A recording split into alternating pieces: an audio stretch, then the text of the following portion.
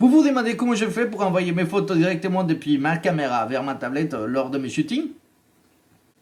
Vous voudriez le faire aussi vous-même directement depuis chez vous ou depuis n'importe où? Si c'est le cas, aujourd'hui je vais vous parler d'une carte magique qui va vous permettre de le faire.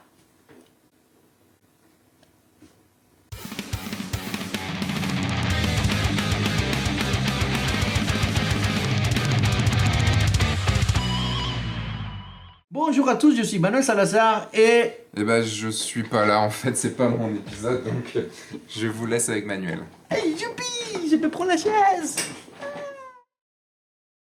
Aujourd'hui, je vais vous parler d'une carte magique. C'est une carte iFi Mobi Pro de 32 Go qui va vous permettre d'envoyer vos photos directement depuis votre caméra vers votre tablette, téléphone ou ordinateur aussi si vous le souhaitez. Alors, on va parler de la carte Wi-Fi, de l'application iFi Mobi, le support iCloud. Et j'ai aussi un shooting que j'invitais un modèle venir avec moi pour faire cet épisode avec vous pour que vous voyez en fait comment on peut bénéficier d'une carte comme celle-ci lors d'un shooting, un vrai shooting photo. Alors, donc, sans citer plus, on va aller dans mon studio et on va regarder plus de près la carte iFi Mobi Pro. Síganme los buenos! L'iFi Mobi Pro est une carte SD capable de créer un réseau Wi-Fi à partir de votre boîtier. Vous pouvez ensuite vous connecter à ce réseau avec votre téléphone ou tablette. Vous lancez l'application iFi Mobi et tadam! Vous avez juste appuyé sur le déclencheur, dire quelques mots magiques, abracadabra, patas de cabra, et voilà! Comme si c'était un truc de magie, vous recevrez les images directement sur votre téléphone, tablette ou PC. La carte iFi Mobi Pro est destinée à divers types de photographes, comme ceux qui souhaitent poster leurs photos directement sur Instagram, Flickr ou Facebook tout de suite après la prise de vue. Elle sera très utile lors de voyages pour mettre à jour un blog. Elle peut être une très bonne solution pour ceux qui veulent afficher dans leur tablette ces images lors de shooting pour pouvoir montrer à leurs clients et modèles, genre en mode connecté sans fil. C'est d'ailleurs la raison pour laquelle je me suis intéressé à ces produits. La Mobi Pro que j'ai ici est de 32 Go, mais elle existe également dans 16. Dans la boîte, on retrouve la carte iFi Mobi Pro, un lecteur de cartes SD performante au cas où vous n'avez pas encore un, et une carte d'activation avec les codes pour associer votre iFi Pro à votre caméra. Celui-ci est très important et je vous conseille de le bien conserver. Les codes vous donnent aussi accès à un an de iFi Cloud, les services de stockage cloud illimité pour tous vos fichiers multimédia. RAW, vidéo et JPEG. Oui, vous l'avez bien entendu, stockage illimité dans le cloud pendant un an. Ensuite, vous pouvez renouveler votre abonnement pour 49,99€ par an, soit 4 € par mois, ou simplement vous ne pouvez pas le renouveler et continuer à utiliser la carte uniquement pour le transfert de vos images.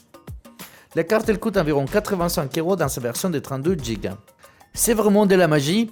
Ce n'est pas tellement de la magie, c'est du boulot. Les gens de iFi ont allé voir tous les constructeurs de caméras comme Fuji, Canon, Nikon, Pentax ou Olympus.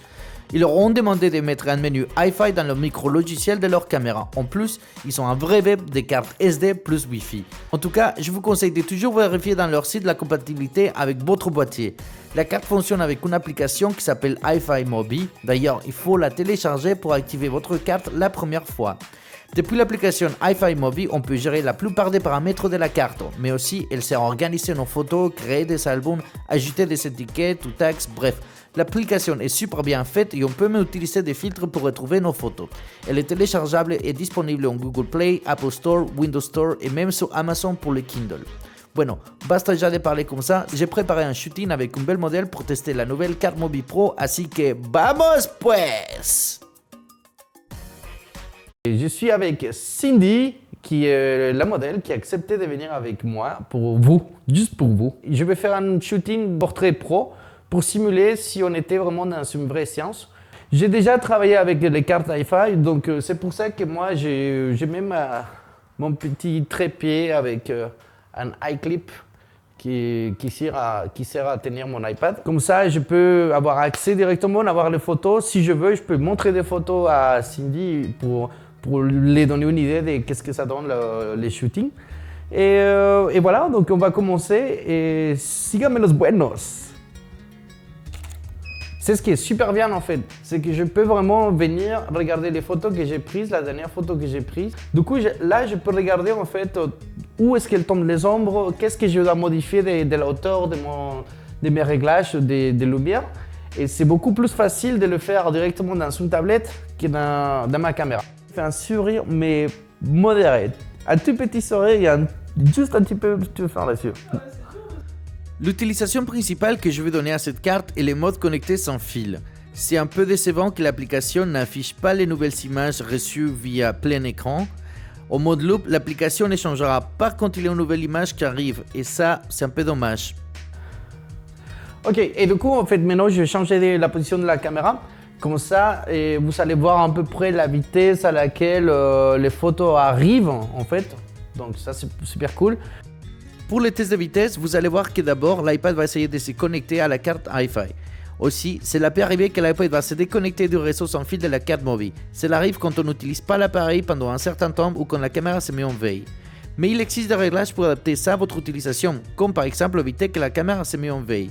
Une fois que la connexion est rétablie, le transfert des images se fait assez rapidement. En plus, mes fichiers ont une taille moyenne de 25 mégaoctets par JPEG.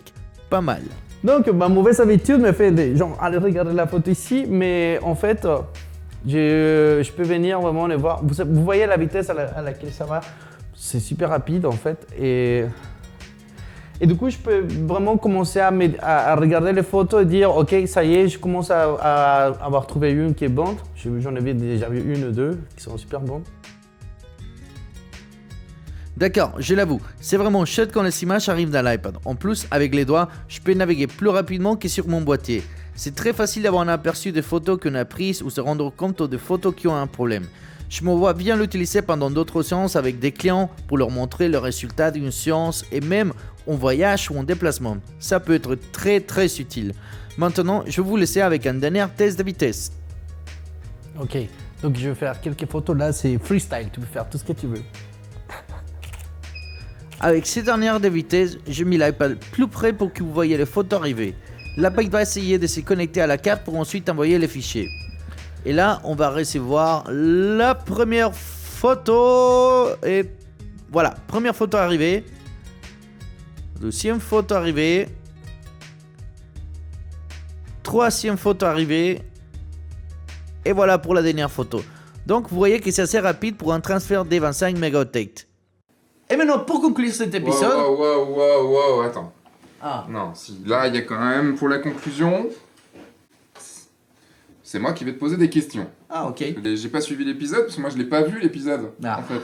Vu que moi, quand on enregistre, je l'ai pas encore vu. Donc alors, pour qui ça va servir, cette carte Wi-Fi? Alors, cette carte va s'adresser à tous les gens qui font des shootings avec des modèles, qui font des shootings, peut-être même des packshots, en fait, pour regarder les photos et lors de le shooting dans une tablette, pour avoir l'image plus grande, plus amplifiée. Donc en gros, si je comprends bien, l'idée est de pouvoir se balader, en fait, de créer son propre réseau Wi-Fi, d'avoir son mode connecté sur l'appareil photo, si celui-ci n'en a pas. Bien sûr. Et de pouvoir avoir sa tablette à côté, avoir son ordinateur, mais bon, pour être plus pratique, pour pouvoir se balader plus facilement. Et du coup, sur la tablette, on peut envoyer directement les photos et les voir en grand, c'est ça? C'est le but, ouais, voilà. C'est un mode connecté qui marche plutôt bien. C'est pas les trucs les plus rapides du monde, donc ça va pas remplacer non plus un câble USB ou un câble USB 3 et un mode connecté avec un ordinateur, un PC. C'est le mieux vraiment, c'est toujours garder votre RAW dans votre carte compact flash et envoyer juste un JPEG comme je fais directement dans la tablette, un truc que ça soit plus léger. C'est là où il faut avoir deux slots sur son appareil photo, un pour la compact flash sur laquelle on met les RAW et une pour la carte SD, la carte Wi-Fi. Oui et non.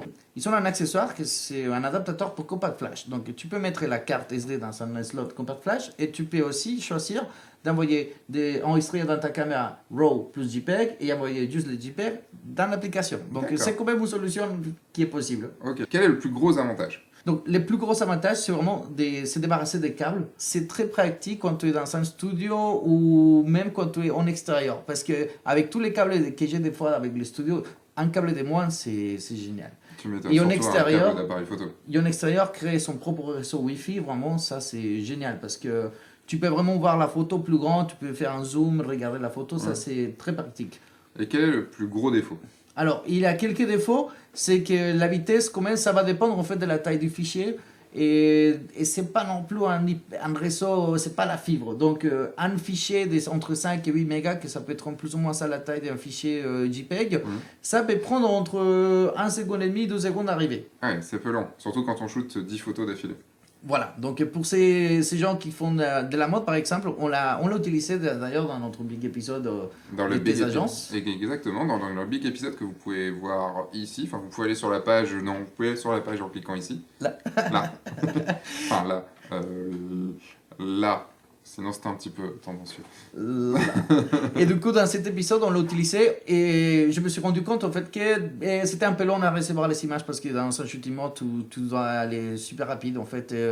Et des fois, si tu veux vraiment voir ce que tu viens de faire, il faut attendre un petit peu et ça peut ralentir un peu une séance. L'autre défaut que je trouve en fait, c'est que l'application, elle n'affiche pas l'image en plein écran directement quand elle arrive dans l'iPad par exemple.